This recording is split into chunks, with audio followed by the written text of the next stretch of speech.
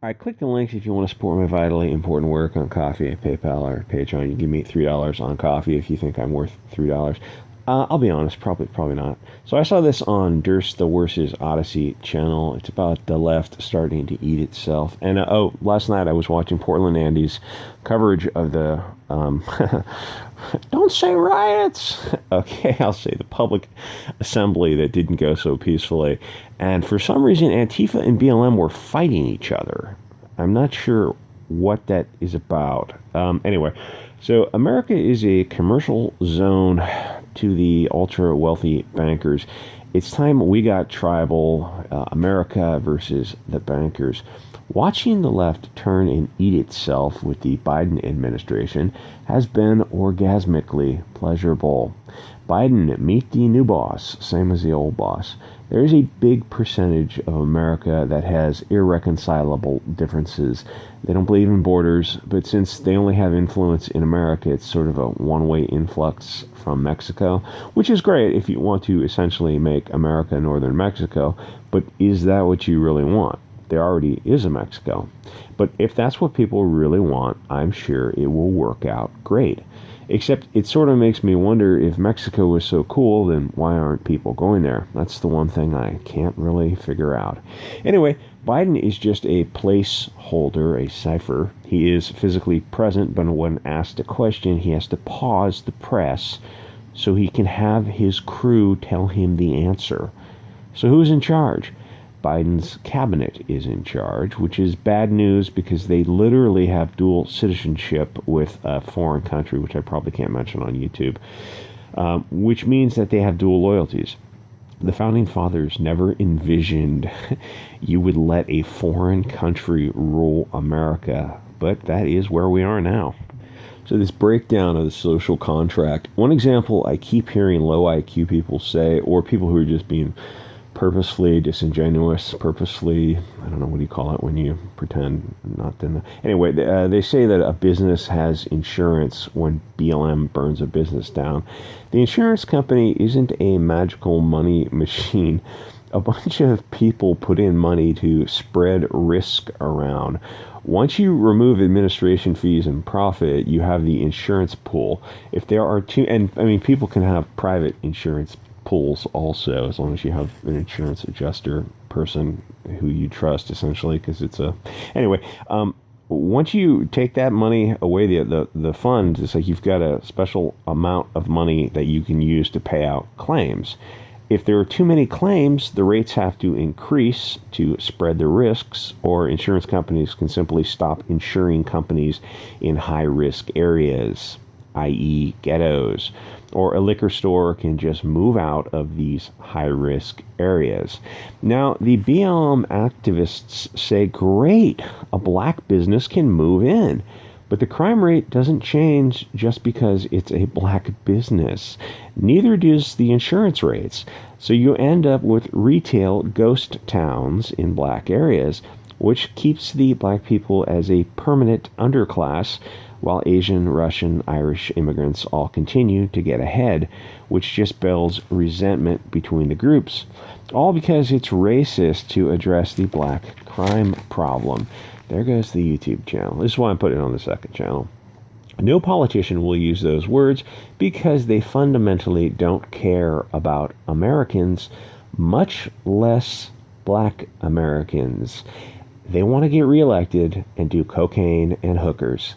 I care about black Americans because they're Americans and I live here and I have nowhere else to go. I care enough to be honest. If a politician tells you everything you want to hear, you better find a new politician because he's just jerking you off for your vote. Black towns have been electing far-left politicians for decades. Things progressively got worse, no pun intended, because they won't even discuss the issue. Hillary Clinton called these lifetime criminals in the 90s super predators. She wasn't wrong. How do you get predators? You have generations of single moms. How do you get single moms? Well, you get single moms by removing the need for an extended generational family, i.e. welfare. If you reward something, you'll get more of it. In the 1960s, the puppet masters pulled the trigger on the destruction of the black family and later the American family with welfare. It collapsed almost immediately.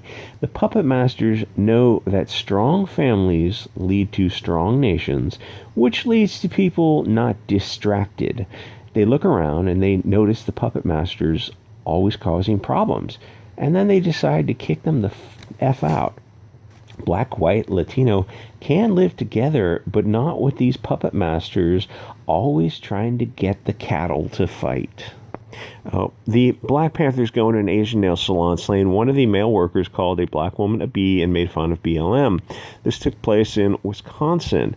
In a second video, Milwaukee police officers respond to the scene. The African-American police officer thanks the Black Panthers and even calls Farmer General, and then goes on to say she appreciates the Black Panthers coming down. Yeah, we appreciate you so much. Oh, that's what we get. The Asian Americans, who are not as brainwashed by globalist media, are confused as to why the Americans won't just address and fix the problem.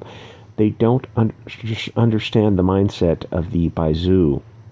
No matter what color you are, you have more in common with each other. It doesn't matter if you're from the ghetto, the barrio, or the trailer park than you do with the bankers and media owners. They laugh as you fight. You fly your Mexican, your black nationalist, or your stars and bars flags that you probably bought in China. Well, put those flags in a pile and make a new flag, something that identifies the real enemy, the man behind the curtain, the puppet masters. If you're black, white, or brown, they want you fighting. Maybe you should get together and ask, do people need $20 million mansions? Maybe you're not as far apart as you think. You guys are fighting over nickels and dimes, and the bankers live in $85 million compounds with helicopters and Learjets. I saw a black national group, the NFAC, it's the Not Fudging Around group, marching a couple hundred guys in the hot Alabama sun, and they're all wearing black, and they're all fat and overweight. And they were marching with poor discipline, and I'm making fun of them, but I'm not making fun of the like the open carry event, and they want to separate. I totally support open carry, and if they want to separate, I totally support all that stuff. But they had poor discipline, and they're wearing black in the sun, and like it was hot, humid. It's like, dude, adjust. You have to adjust. You can wear white. You don't need to like be. You need water. It's like you got to plan for the heat and humidity, and like you guys are all 40 pounds overweight. And don't get me wrong, the white guys who go around with guns are also 40 pounds overweight. Both you guys are 40 pounds overweight, as am I, unfortunately, because I love chocolate. My point being is, I saw the Not Fudging Around guys. Why don't you team up with the white national militias? You would have bigger numbers. Hey, maybe you hate each other, but let's get real politic here. You're stronger together. You can work together, reach your goal, and then separate. The bankers don't want black, brown, and white teaming up. That is why they introduced critical race theory in schools and the media and in Occupy Wall Street, and which they're pushing at all these events, which they control, the schools and media, I mean, and all these other events, they control them too. And like money from bankers, money from these globalists, money has strings, and that money has barbed wire attached to it, has hooks. You're not getting that money without the hook. I always ask, I don't know what the Latin phrase is, who benefits? Follow the money trail, and who benefits? And like good little puppets, you believed critical race theory without asking for evidence and looking at the bias of the proponents because you thought it helped your side. All it does is divide you. Literally. What do you think critical race? You've got a small group of dissidents in America, BLM, Antifa, people who want something. So the bankers see this and they immediately say, oh shit, their numbers are getting too big. Let's divide black and white and Mexican and gay and lesbian. And you fell for it. Don't get me wrong, I'm not on your side, but like I see a car without oil, I want to put oil in it. You just like you fell for it. You just let these bankers just manipulate you, and you just fell for it like idiots. The thing about the far right is that they're not getting any influence from the bankers, so they don't have that same kind of brainwashing. Like, they know who the enemy is. It's the bankers and media moguls. It's these people who literally want to control the globe, and most of BLM Antifa is brainwashed by them. Some BLM, more so than Antifa, are waking up to it, which is is good to see. Black dudes kind of getting red pilled and then taking the Joker pill. Anyway, so you guys are screaming white supremacy, but they don't actually control the media narrative or financial institutes. You got to dig a little bit deeper. In fact, they're way underrepresented in positions of power and political and legal positions. But you jumped on board critical race theory because you thought it was payback. The people you are raging at are not the main issue. But don't get me wrong, some Karen cutting you off and calling you an N-bomb in traffic, sure, that's a bummer. Maybe it ruins your day. But it's not actually doing anything. It's just a word, that kind of thing. Or, photographing you in the park because you're trolling for other gay black men or something. A Karen being a Karen, whatever. She doesn't control the banks that deny you a small business loan. Look at the bigger picture here. Or the black guy who robs a liquor store. He's not the politician that 60 years ago pushed welfare that kind of caused him in the first place. The best thing that could happen to America is if every time somebody robbed a liquor store, they got 30 years in prison. No early release. Sounds harsh, and it is, but it would create peace for America to breathe. If you don't punish criminals, you will get more criminals. There are parts of America that are a third world country because the politicians want it that way, both Democrats and Republicans. BLM, in one form or another, has been spurging out for a decade. It started under Obama in 2008, and it's not really Obama's. I'll get into that later. What do they want? What did they accomplish? They don't know, and nothing. The foot soldiers got stolen Nikes, and the leaders got money from Soros and Rothschilds. Bank of America gave $1 billion to BLM. Soros funded district attorneys and judges who won't punish black criminals. That is the worst thing to happen to the black community. If the black community is so naive as to think that billionaire bankers care about them, then they need a wake-up call. Whatever Soros and the Rothschilds are doing for you is designed to hurt you and humiliate you and degrade you. In the short term, you will get those fashionable Jordans, and the leaders will get a few homes, or 4 homes in California. But for most of you, you'll be stuck in a cycle of single moms who don't care, schools that don't care, and gangs that don't care. You could turn America around in a few years just by cutting welfare. It would make strong, extended families necessary. You would have to get rid of the liberal judges and district attorneys. Of course, legally, that's not a threat of violence. Strong extended families, strong church, strong community, safe neighborhoods, no single moms. Single moms are a sign of decay.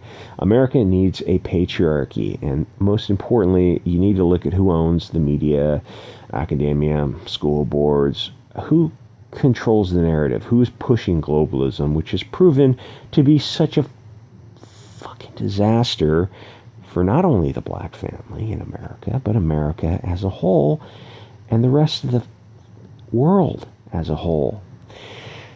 Dear black, white, and brown people who are so busy jerking each other off in hate fights over nonsense, petty nickel and dime bullshit, maybe stop being manipulated by these billionaires who are laughing at you. Team up. Work together to accomplish your goal. If you want to separate into black states, white states, brown states, you want to have your own neighborhoods, your own geographic zones, your own businesses, your own areas. Guys, you can do anything you want, but you're more likely to do it if you team up. Dear black people, you're 13% of the population. You're not going to do shit unless you team up with the white people. There's a lot of people on the far right and the far left, white people, who are more on your side than you think. We can do anything we want if we work together and if we handle the real problem. Anyway, I think this video was probably going to get this channel nuked off of YouTube. So let's see how long it stays up. Go to Odyssey, go to BitChute, go to Gap TV. Guys, I will see you all there.